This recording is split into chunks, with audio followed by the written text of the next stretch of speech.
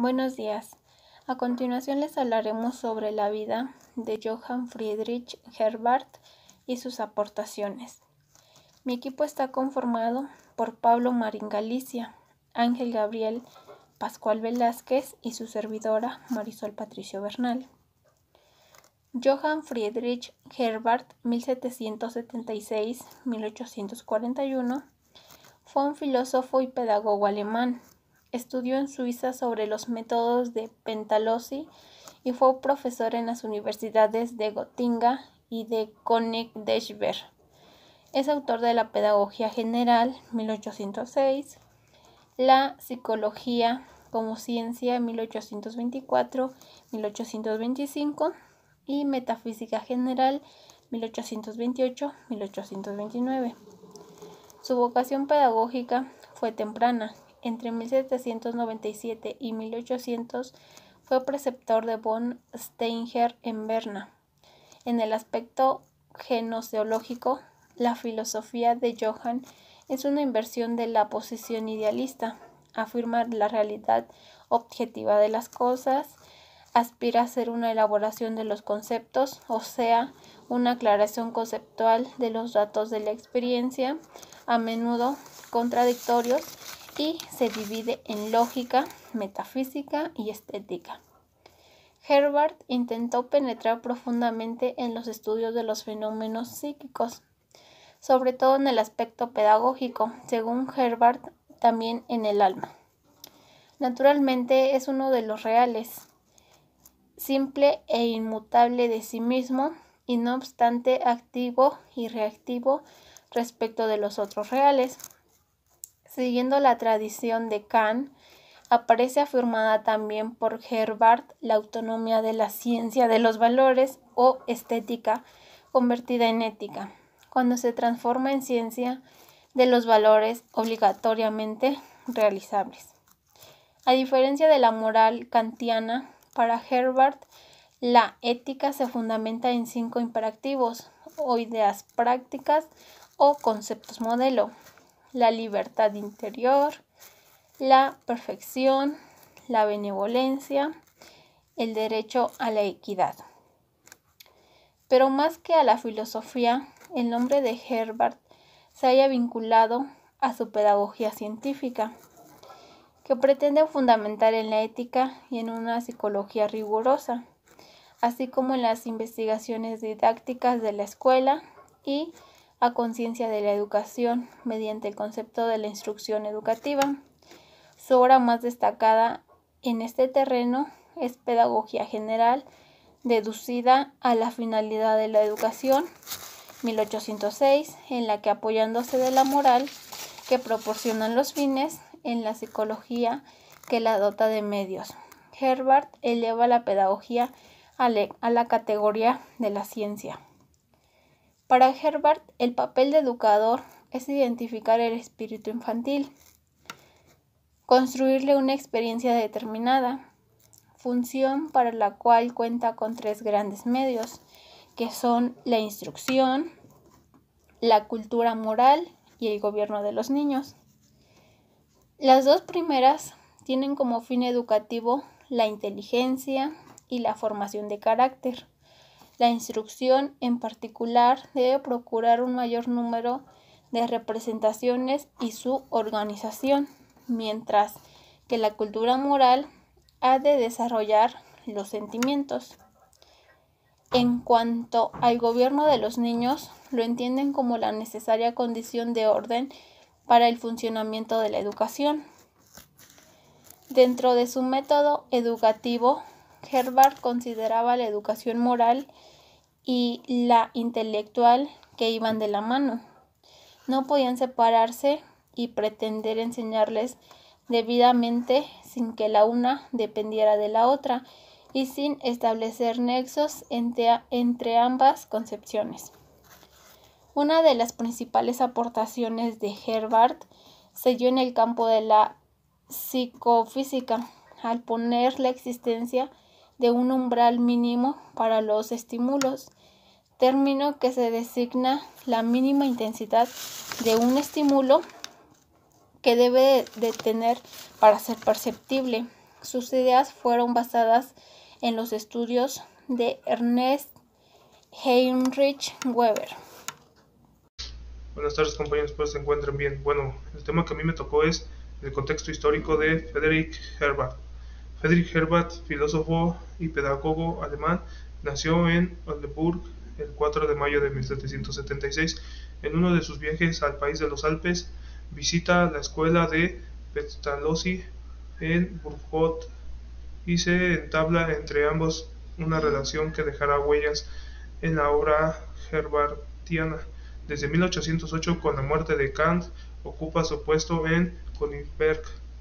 En 1831 se le ofrece suceder a Hegel en su catedral de Berlín, propuesta que no se llevó a cabo. Enseña en Gotinga casi hasta su muerte en 1841. La figura de H presenta un relieve muy especial por su actitud frecuentemente realista. En un momento en el que alcanza pleno auge el idealismo alemán, postura serena, equilibrada, racional, tan opuesta al romanticismo reinante, que Ortega y Gasset lo ubica como pensador de la Ilustración. En cierto sentido, puede afirmarse que su pedagogía es una expresión coherente con el optimismo intelectualista de la época de las luces. Los hechos que los llevaron a hacer esto es: en 1805 Herbart fue nombrado profesor de la filosofía en la Universidad de Gotinga. Se trasladó a Königsberg, hoy Kaliningrado, Rusia, en 1809 para ocupar un puesto similar, y en donde en 1833 regresó a Gotinga, donde permaneció hasta su muerte. Después de eso se siguen sus acontecimientos los más notorios. Pedagogo reformista suiza. El sistema filosófico de Herbart se deriva al análisis de la experiencia e integra la lógica, la metafísica y la estética como elementos coordinados. Aportes pedagógicos. Educación. Una serie de aportes contribuyeron a la definición de la psicología de la educación. Entre ellos tenemos el estudio de las diferencias individuales, la psicometría, la psicología evolutiva y el interés por el aprendizaje y la alfabetización. Realizó aportes de carácter finalista importantes para la educación, como el concepto cardinal de la instrucción. No es un medio de aprendizaje, sino más bien el fin de este. Una educación digna del nombre es aquella que promueve ricos y profundos intereses más bien que conocimientos específicos. El interés debe hacerse nacer de sí otro interés, no aprendiéndose disipará para el interés persistirá para toda la vida. Sobresale además su interés por la enseñanza clásica, la cual deseaba que se enriqueciera desde un punto de vista matemático o científico, en obtenencia a su principio de la expansión multilateral de los intereses. Dicha expansión debe ser gradual, sólida y disciplinada, como la que es posible realizar en una escuela secundaria libre de preocupaciones utilitarias, de modo de construir al mismo tiempo el patrimonio intelectual y de carácter del educando, que, según el principio de la instrucción educativa, son virtualmente coincidentes. Bueno, eso sería algo del tema que me tocó a mí. Espero la hayan entendido y nos vemos. ¿Qué tal, compañeros? Yo les voy a explicar lo que es la educación según Friedrich Herbart. Se le consideraba el padre de la pedagogía científica. Estudió en Suiza los métodos de Pestalozzi. Sus obras son Pedagogía General, Elementos Esenciales de la Metafísica, Filosofía Práctica General, La Psicología como Ciencia y Metafísica en General.